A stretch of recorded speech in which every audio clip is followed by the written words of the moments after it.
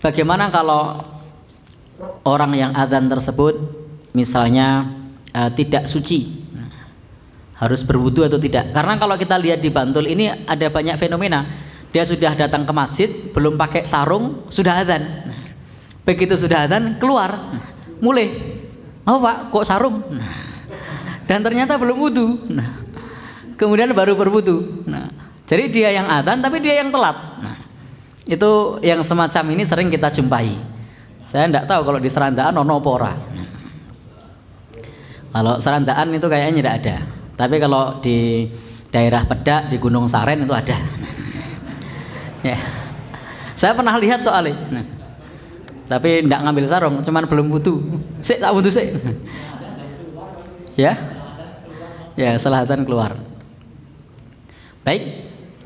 Bagaimana ini? Kalau ada orang yang adzan atau iqamah itu masih sah meskipun mustadbirul qiblah, meskipun membelakangi kiblat. Jadi orang adzan membelakangi kiblat itu masih sah. Tapi sunnahnya tetap menghadap kiblat ya. Saya sampaikan ini hukumnya masih sah. Demikian pula au qaidan, jika ada orang yang adzan sambil duduk, maka Imam Nawawi menjelaskan adzannya juga masih sah. Tapi ingat, setelah kajian ini jangan balelo. Jadi ini pentingnya kita belajar fikih. Ternyata adzan duduk itu sah. Ini kalau kita baca penjelasannya Imam Nawawi dalam Al-Adhkar. Jangan sampai nanti begitu setelah mengkaji ini, sesuatu kok weruh nang masjid lah adzan kok Allahu Akbar, Allahu Akbar. Loh, ya, jangan ya. Ini satu pembahasan fikih.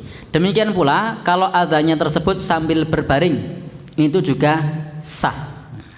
Jadi membelakangi kiblat sah, duduk sah, berbaring juga sah. Atau muhtisan, dalam keadaan berhadas. Berhadas itu belum berwudu, itu juga sah. Itu artinya orang Bantul sudah mengamalkan pendapatnya Imam Nawawi. Jadi ngajinya sudah lebih dulu berarti. Karena sudah tahu kalau ternyata dalam keadaan tidak berwudu itu sah. Maka tetap sahha adzanuhu, adzannya tetap sah, wa kana makruhan, tetapi hukumnya makruh.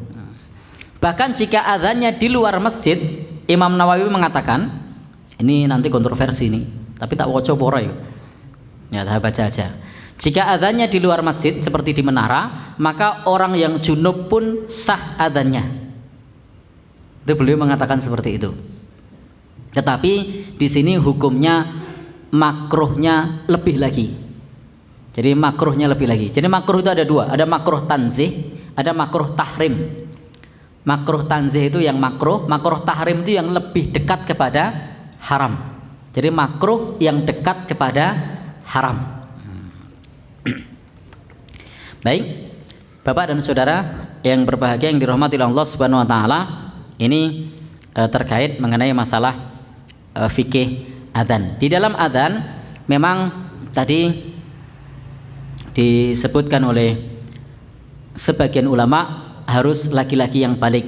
Kalau tidak balik bagaimana? Ternyata mumayyiz tetap sudah dibolehkan untuk adzan. Karena ternyata kalau kita buka kitab-kitab tentang mengenai masalah adzan itu tidak ada syarat sah orang yang adzan.